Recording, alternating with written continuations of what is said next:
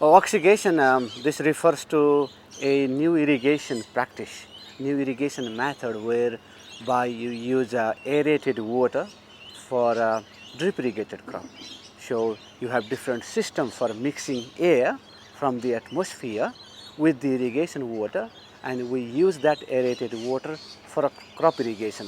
Until very recently, we realized that when the growers, when we put irrigation water into the soil profile, it essentially displaces all the airs from the soil profile. So water in, air out, and that is what we call irrigation paradox. And it is not, for a long time we realized that is happening in all irrigated agriculture.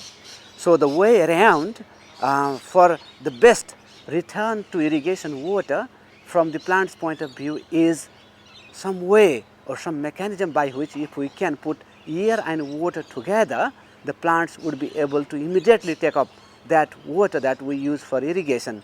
So if we do this, then what essentially we are doing is improving the water use efficiency in irrigation system.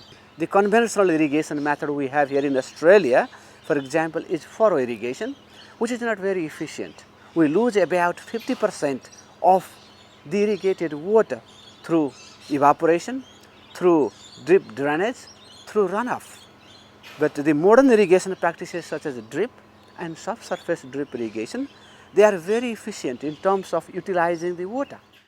Yes, we have a two air injector device which sucks the air from the outside and dissolve and pressurize through the irrigation system.